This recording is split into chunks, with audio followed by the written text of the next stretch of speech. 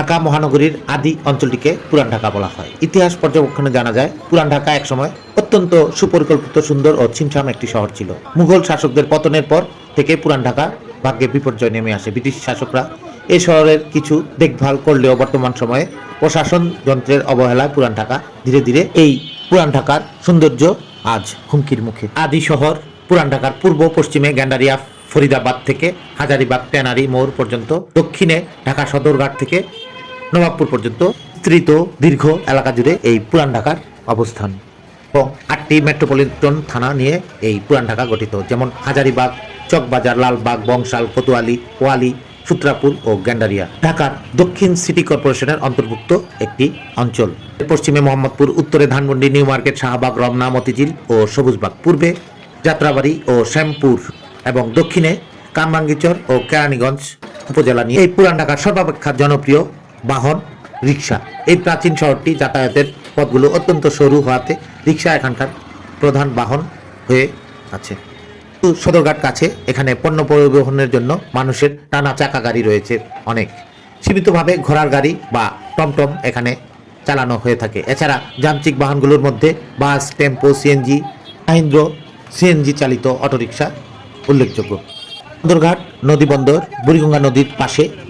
এই নদীকে কেন্দ্র করে পুরাতন ঢাকায় গড়ে উঠেছে নানা গুরুত্বপূর্ণ বাণিজ্যিক কেন্দ্র, যা এখান থেকে সারা বাংলাদেশে পণ্য পাইকারি ও খুচরা বাজারজাত করা হয়। এই বাণিজ্যিক কেন্দ্রগুলোতে পণ্য আনা নেওয়ার জন্য গভীর রাত পর্যন্ত সারি সারি ট্রাকের ভিড় থাকে। এই ট্রাকের সাহায্যে পণ্য বাংলাদেশের প্রত্যন্ত অঞ্চলগুলোতে পাইকারিভাবে বিক্রি ও আদান প্রদান করা হয়ে থাকে।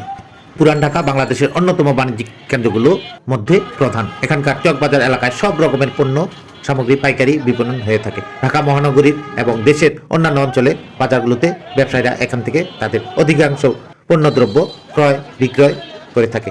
দ্বিতীয় 3000 খ্রিস্টাব্দে মেসোপটেমিয়ার হ্রদ এখানকার গাড়ি বা যানবাহন হিসাবে বহন করা হতো, যেখানে মাত্র কয়েকজন লোকের জন্য 1 বা 2টি ঘোড়া দ্বারা টানা হতো। এটি ছিল হালকা এবং দ্রুত। মিশরীয়দের সাথে যুদ্ধ করবার জন্য এটি ছিল একমাত্র পছন্দের বাহন। 1830 সালে প্রথম ঢাকায় ঘোড়ার গাড়ির প্রচলন শুরু হয়, যা প্রথমে জমিদারদের ব্যক্তিগত বাহন, পরবর্তীতে আর্মেনিয়া ব্যবসায়ীদের পণ্য পরিবহনের কাজে ব্যবহৃত হয়, যা বর্তমানে টমটম নামে পরিচিত। ব্রিটিশ আমলে অভিজাত ও জমিদারদের মধ্যে এর ব্যবহার বাড়ে এবং এটি পুরান ঢাকার একটি অবিচ্ছেদ্য অংশ হয়ে ওঠে, বিশেষ করে নবাবপুর রোড, সদরঘাট ও অন্যান্য এলাকায়। তৎকালীন 1889 সালে এই ঢাকা ঘোড়া গাড়ির সংখ্যা হয়ে দাঁড়িয়েছিল 600টিরও বেশি, যা এখানকার পুরাতন ঢাকার ঘোড়া গাড়ি বা টমটমের ব্যবহারের জানান দেয়।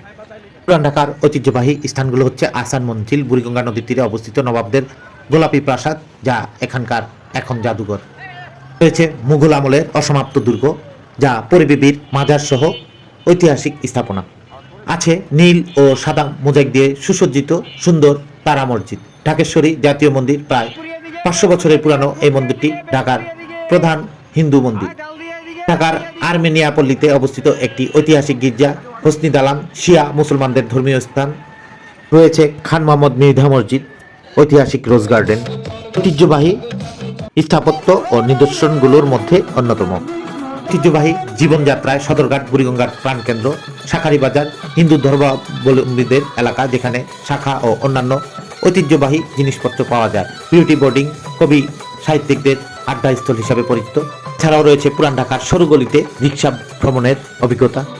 সর্বোপরি সদরঘাট ঢাকা নদীবন্দর থেকে পণ্য আনা নেওয়া। এখান থেকে উপকূলীয় অঞ্চলের মানুষের যাতায়াত, পণ্য আনা নেওয়া সর্বসাকুল্যে এই অঞ্চল থেকে সমগ্র বাংলাদেশে নদীপথে সাশ্রয়ী পণ্য আনা নেওয়া ও যাতায়াতের সুব্যবস্থা থাকাতে এখানকার আশেপাশে বাণিজ্যিক কেন্দ্রগুলো গড়ে উঠেছে। সবাইকে পুরাতন ঢাকা থেকে শুভেচ্ছা।